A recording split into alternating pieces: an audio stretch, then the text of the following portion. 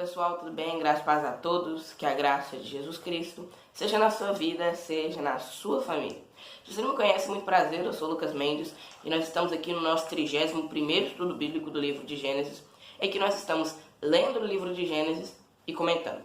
E no vídeo de hoje nós vamos estudar Gênesis 14, do versículo 18 até o versículo 24, que foi quando Melquisedeque abençoou Abraão. A gente vai tentar entender um pouquinho sobre quem era esse Melquisedeque e o que ele representa na nova aliança. A versão que eu vou utilizar aqui vai ser a NVI, a nova versão internacional, mas se você quiser, você pode acompanhar na sua versão, na sua tradução. Versículo 18 diz assim: Então Melquisedeque, rei de Salém e sacerdote do Deus Altíssimo, trouxe pão e vinho. Versículo 19, e abençoou Abraão, dizendo: Bendito seja Abraão pelo Deus Altíssimo, Criador dos céus e da terra. E bendito seja o Deus Altíssimo, que entregou os seus inimigos em suas mãos. E Abraão lhe deu dízimo de tudo. Bom, a gente vai continuar lendo aqui o texto, porém lá no final a gente volta para essa questão de Melquisedeque. Versículo 21, o rei de Sodoma disse a Abraão: Dá-me as pessoas e pode ficar com os bens.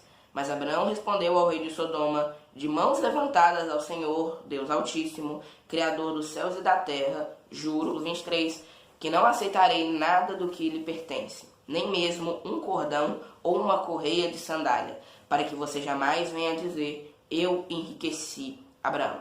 Versículo 24, nada aceitarei, a não ser o que os meus servos comeram, e a porção pertencente a Aner, Escol e Manré, os quais me acompanharam, e que eles recebam a sua porção. Aqui nós podemos perceber que Abraão, ele decidiu deixar todos os bens de Sodoma com o seu rei. Porque Abraão, como ele venceu aquela guerra, ele tinha todo o direito de levar tudo que ele havia conquistado. Porém, mesmo assim, Abraão, ele decidiu entregar os bens de Sodoma e Gomorra, entregar as pessoas de Sodoma e Gomorra para o rei. Porém, ele só pediu uma parte que seria para os seus servos e para os aliados de Abraão, que eram Aner, Escol e Manré, que ajudaram ele nessa guerra. Então, Abraão ele só pediu essa parte, mas ele não levou nada para si. Beleza, agora a gente vai continuar aqui sobre o estudo e vamos tentar refletir um pouquinho sobre quem seria esse Melquisedeque. A Bíblia fala, que quando Abraão ele estava voltando da sua viagem, muito provavelmente esse texto de Melquisedeque aconteceu depois do rei de Sodoma ter encontrado Abraão, tanto que no versículo 17 nós temos o rei de Sodoma chegando para conversar com Abraão. Então muito provavelmente esse texto de Melquisedeque ocorreu posteriormente. Aqui nós vemos que Melquisedeque ele era rei de Salém e sacerdote ao mesmo tempo. O nome Melquisedeque significa rei de justiça e Salém era uma cidade que significa paz. Muitas pessoas acreditam que essa Salém seja a Jerusalém primitiva, que seja o primeiro rei de Jerusalém mencionado na Bíblia.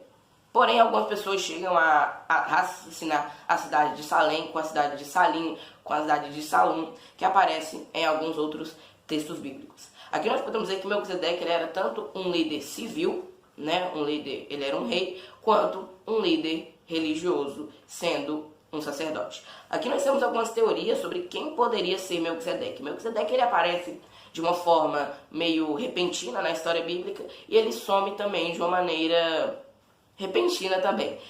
Algumas teorias.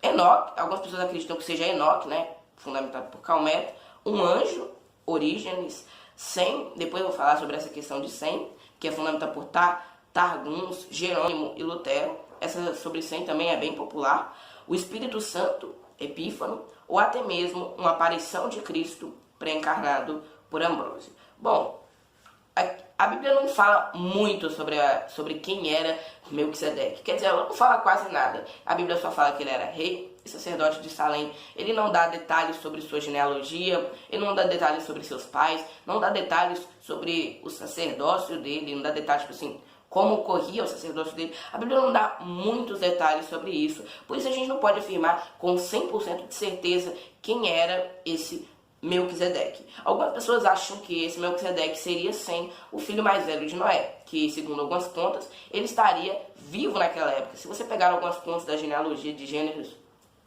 Gênesis 10 ou 11, se eu não me engano, se você pegar essas genealogias e fazer as contas, a gente vai perceber que Sem, ele estava vivo nessa época de Abraão. E algumas pessoas acreditam que quando ele cobriu a nudez de seu pai, lá em Gênesis capítulo 9, ele recebeu a autoridade de ser sacerdote. O que eu não acredito, e também mudaram seu nome. O que eu particularmente não acredito ser verdade. Eu acredito que Matusalém, ele seja um gentil comum, como eu e você. Melquisedeque também, ele foi uma das primeiras pessoas a serem chamadas de sacerdotes na Bíblia. Ele foi a primeira pessoa a ser chamada de sacerdote na Bíblia. Porém, essa não é a primeira ação sacerdotal que a gente tem na Bíblia. Nós vemos lá Gênesis capítulo 4, versículo 4, se eu não me engano, Abel oferecendo um sacrifício a Deus. Nós também temos no mesmo capítulo, Gênesis capítulo 4, versículo 26, nós vemos as pessoas começando a invocar o nome do Senhor. Nós vemos em Gênesis capítulo 8, versículo 20, Noé pegando animais limpos, pegando animais puros e os oferecendo como sacrifício a Deus. Ou seja, não existia... Ou seja, a primeira pessoa a ser chamada de sacerdote foi Melquisedeque. Porém, as ações sacerdotais já existiam. O livro de Hebreus, O livro de Hebreus até chega a comparar o sacerdócio de Melquisedeque com o sacerdócio de Cristo lá em Hebreus capítulo 7. Nós vamos encontrar uma explicação muito detalhada do sacerdócio de Melquisedeque em comparação ao sacerdócio de Cristo com o sacerdócio araônico, né, o sacerdócio levítico.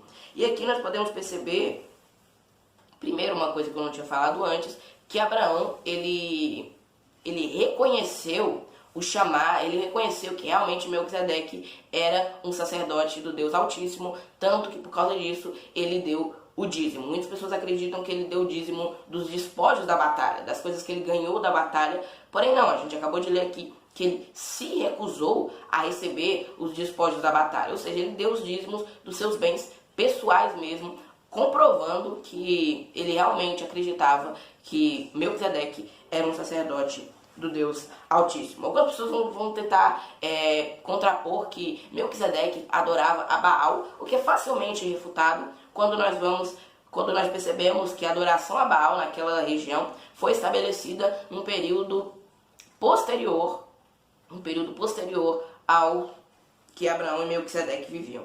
A tipologia, né, o significado do sacerdócio de Melquisedeque é uma coisa muito interessante, porque o sacerdócio de Melquisedeque ele não era limitado a uma raça, não era limitado a uma tribo. O sacerdócio levítico era limitado sim. Apenas aqueles que eram da linhagem de Abraão a linhagem de Arão, poderiam se tornar sacerdotes. Porém, o sacerdócio de Melquisedeque não era um sacerdócio limitado à raça, muito menos limitado a uma tribo, sendo assim um sacerdócio universal. Por isso que Deus disse lá no Salmo 110, versículo 4, se eu não me engano,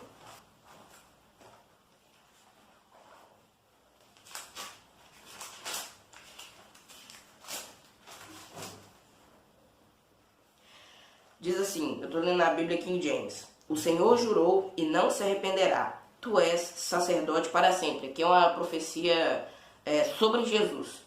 Tu és sacerdote para sempre, segundo a ordem de Melquisedeque. Ou seja, assim como o sacerdócio de Melquisedeque, o sacerdócio de Jesus não era limitado a uma tribo, não era limitado a uma raça, não era limitado a um povo, assim como o sacerdócio araônico, pois Jesus Cristo não era da linhagem sacerdotal. Os sacerdotes eram da tribo de Levi, Jesus era da tribo de Judá. Ou seja, o sacerdócio de Jesus Cristo, assim como o sacerdócio de Melquisedeque, é um sacerdócio universal para todos os povos. E nós também vemos que essa realeza, esse sacerdócio de Melquisedeque, não foi herdada pelos seus pais, e muito menos transmitida por um descendente, fazendo-se assim um sacerdócio eterno, o que é a imagem perfeita do sacerdócio de Cristo, que é um sacerdócio universal e eterno. E por isso, em Abraão, todos nós que cremos em Cristo fomos alcançados com a bênção de Melquisedeque. Hoje nós temos o Senhor Jesus que, junto ao Pai, intercede por todos nós. E não só isso, mas como Ele mesmo também se entregou como sacrifício, se entregou como propiciação por todos os nossos pecados. O vídeo fica por aqui. Se você quiser complementar ou deixar a sua opinião, escreva aqui abaixo nos comentários, ou caso você queira dar uma sugestão de vídeo ou alguma coisa assim, também pode deixar aqui abaixo nos comentários, caso o YouTube libere eles. E também é muito importante que você curta esse vídeo, compartilhe e se inscreva no nosso canal, o que é muito importante para que o YouTube entenda, né, o algoritmo do YouTube entenda que esse conteúdo é relevante e assim recomende para mais pessoas. Que a santa paz de Deus, o amor de Cristo e a comunhão do Consolador sejam com todos. Fiquem com Deus. Tchau.